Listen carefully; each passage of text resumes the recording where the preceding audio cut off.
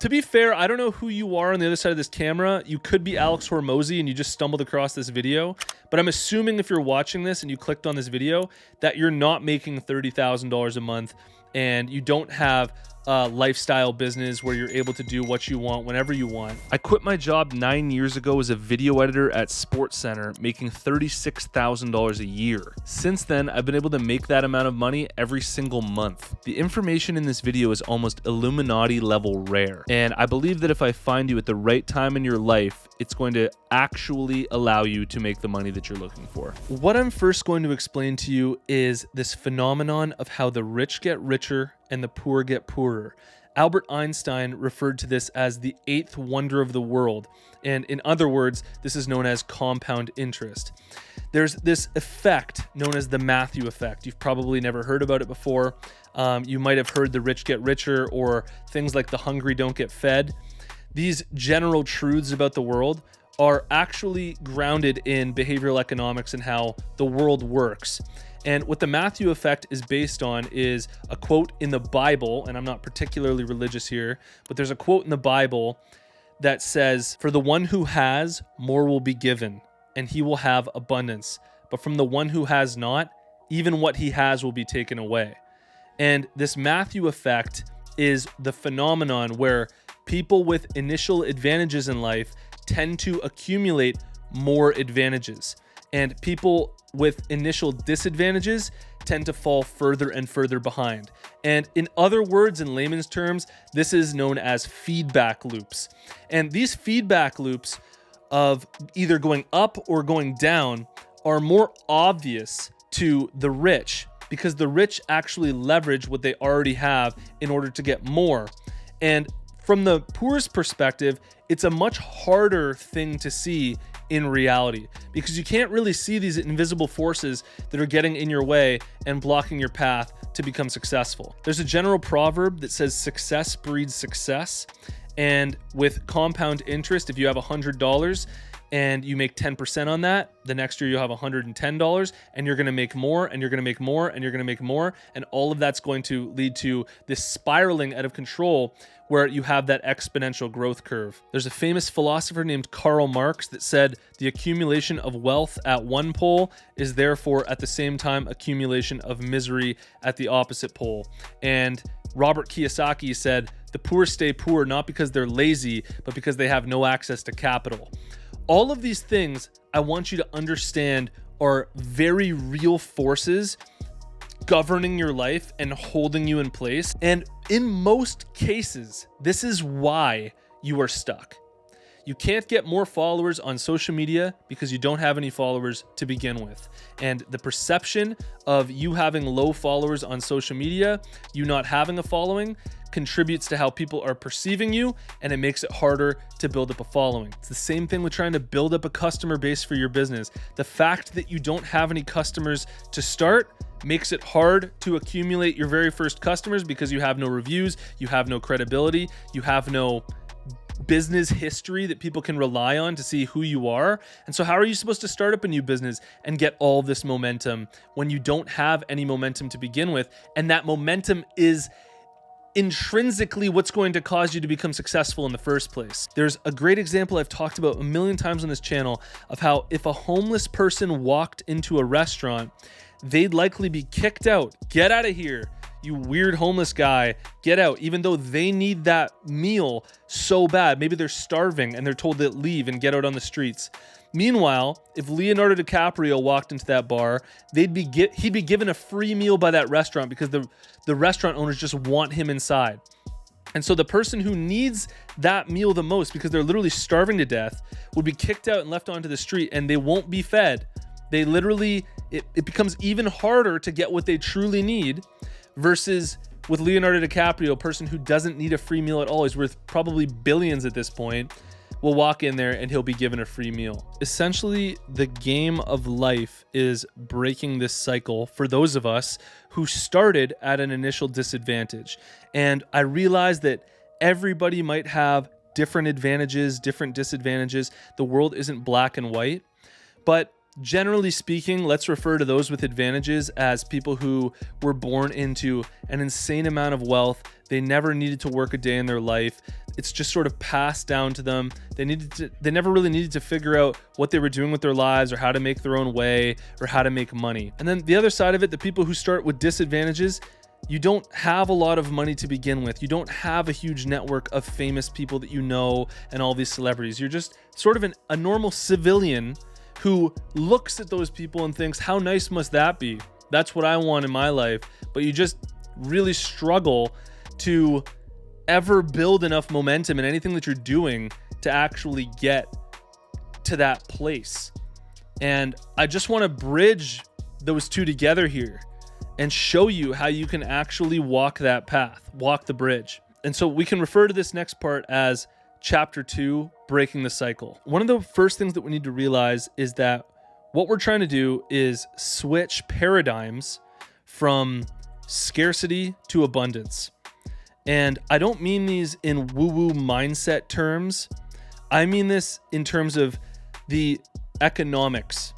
And when you're acting out of a place of abundance, as if you have an abundance of resources, you tend to acquire more resources. And when you act from a place of scarcity, you tend to have less. So I'm assuming if you're watching this video that you don't have a very good starting point here. Like you're pretty much at ground zero. You might have a business, but you don't have very many sales rolling in and everything's just like not really working well for you. You might not have a really good following at all. Like no one's really following along. You might have a few followers or whatever, but nothing that's really clicked. I want to explain this through my own experience because I think that this is the way to illustrate it as best as I possibly can so that you see this really clearly. When I started up my clothing brand K-Bud that got up to $500,000 a year in sales, I was doing $70,000 a month in sales for my brand, which by the way, I got a lot of the designs made through design.com, who's the amazing sponsor of this channel that I figured now is a great time to tell you about. If you need designs for whatever project you're working on, go to design.com/apparel success. I'm going to give you a huge discount. Type in whatever idea you have for a design, hit generate. Then you can pick a design that you like and edit it and refine it as long as you want for free until it's perfect. If you use design.com/apparel success, you'll get up to 88% off at checkout. Now let's get back to the story here. I started this business with zero money, literally broke. I started with $1,000 from my partner that we just used his money to invest in our first round of t-shirts. I had no following on social media, no social media experience really. I hadn't built up a following and it was ground zero. So how did we get this thing up to this point where it was making all of this money and where everything was flying? Now, this is really key, okay? So listen to this. When we first started, we sucked. We completely sucked. There's no way to sugarcoat it. We went our first 6 months without selling really to anyone but friends and family. And so we were trying to get the brand out there. I was posting online, trying to get some people to wear it. And what ended up happening was I sent a Hail Mary message out to Classified, the rapper, who's like a big rapper here in Canada. And I said, hey, we've got this brand here, check it out. We'd love to send you a hat. And he actually DM'd us back and said, sure, yeah, I like your brand. It looks cool. And we were like freaking out. So we sent him a hat. And he ended up wearing it in a Facebook Live video. It was his favorite hat for the next 6 months. And the reason why he supported us was because we took initial action. We did our absolute best to build the foundation of our brand based on what we had from where we were. So when he looked at our Instagram account, it looked kind of cool because we were taking some cool pictures with friends, the people who bought from us, because that's basically all that was buying. And when Classify wore it, we unlocked a new tier of leverage. Please understand how important this is. Even though it's not absolutely massive and it's not like Justin Bieber wore it or like some absolutely huge celebrity like Donald Trump or something, which I don't even know if that'd be a good thing. But the fact that we got that next tier of leverage and we could post pictures of Classified wearing it on our social media and put that picture on our website, now when we went to go make our future posts, all of a sudden we just started getting a little bit more attention. A few more people were paying attention, and we started to actually get our first orders from people that we didn't know personally. And when we got these first orders from people that we didn't know personally, we were reaching out to them and asking for pictures of them wearing it, saying thank you, showing appreciation, and acquiring pictures of those customers is another tier of leverage that we unlocked. And what I'm trying to illustrate to you is how you claw yourself out of this cycle of being stuck by level up the amount of leverage you can acquire at every stage of your journey. Because want to know what else I did after this first year when we first started to get customers for our brand and we got up to like 10,000 followers on Instagram just through hustling? I started a little YouTube channel called Apparel Success to talk about my success. I had no idea I was going to do that when I started up K-Bud, but it snowballed and I decided to leverage the success that I was having with K-Bud to teach it and talk about it on a YouTube channel called Apparel Success. That YouTube channel is what you're watching right now. And that YouTube channel has also made me tens of thousands of hundreds of thousands of dollars over the past 8 or 9 years while growing up my clothing brand. I committed to being a specialist of clothing brands.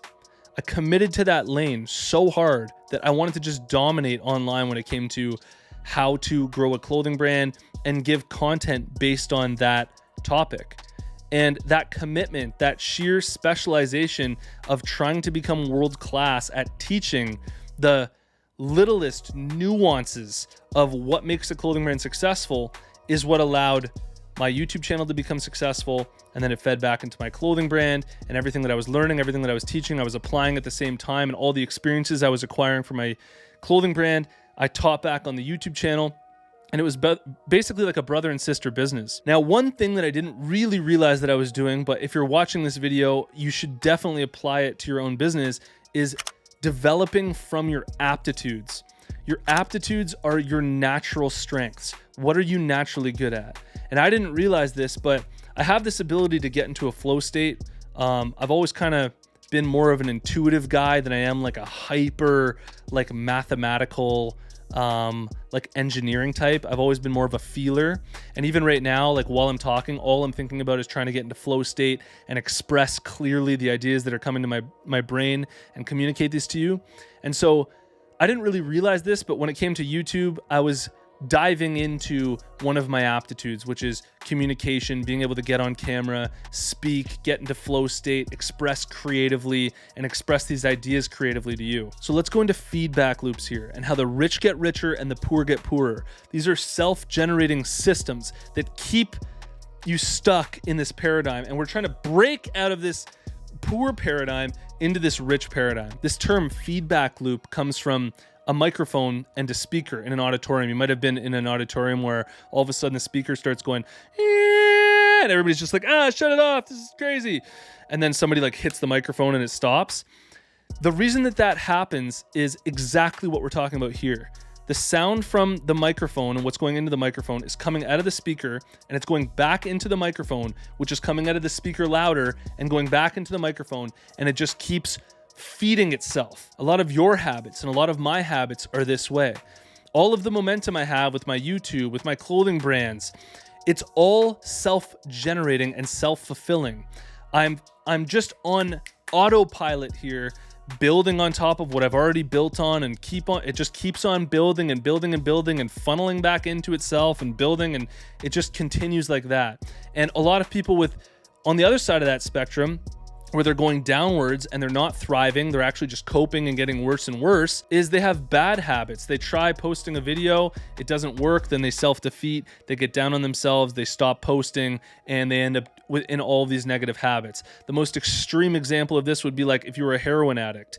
You do heroin, it feels really good, you get addicted to it, then when you're off of it, you're in a feedback loop because you need it again. So you're chasing that high, you hit it again, and then it just keeps you stuck in that loop. Now, don't get me wrong here. I'm not trying to say that there's people in a paradigm where everything's just easy and it's always just flying upwards, which in certain ways it is. I do believe that life is generally hard for everybody. There's a great quote by Ernest Hemingway that says, "The world breaks everyone, and afterward, some are strong at the broken places." I tend to believe that that's true.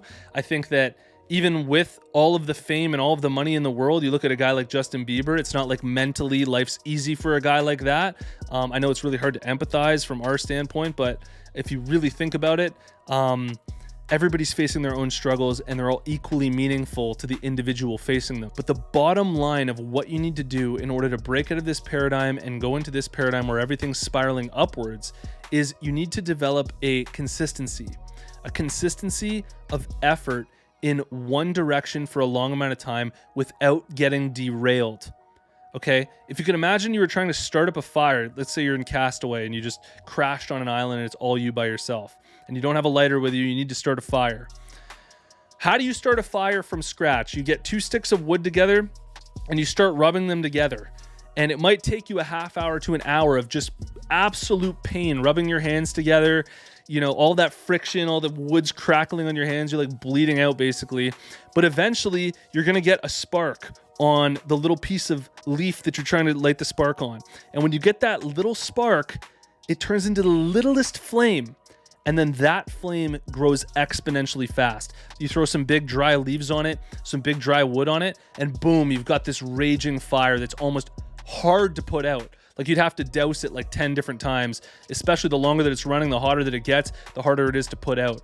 And that's essentially the exact metaphor and analogy here for switching paradigms. Is it takes this insane, focused, incredible effort at the beginning as long as it needs to be until you get that spark. And when you get that spark is where you start using that leverage. You're leveraging everything else that you've just developed. You worked so hard to get. You leverage that to build it even faster and to grow it into the future at scale. This is why people always say the first million is the hardest. Because if you make your first million, you can essentially just put that into a savings at 10% interest every year, and literally every year you're making 100K just from that money sheerly existing, right? But making that first million takes all of this scrappy work where you have absolutely nothing to leverage, and that's why it's so hard for everybody. And this is why so few people actually ever crack out of that paradigm and get to where they need to go. So look, this video is experimental. I need to hear back from you on this. Let me know in the comments right now. Did you like this? I realized that not every word was necessarily perfect, but that's kind of the point here, is I'm just trying to express these ideas so that they flow out of me in a way that really sits and resonates with you, rather than just like technically trying to explain everything in a really boring way. I'm just trying to let it out, and I'd love to hear what you think about it. So please let me know in the comments below right now if you've gotten to this point in the video, and please hit the like button. It would mean the world to me, and I'll see you in the next one. Peace.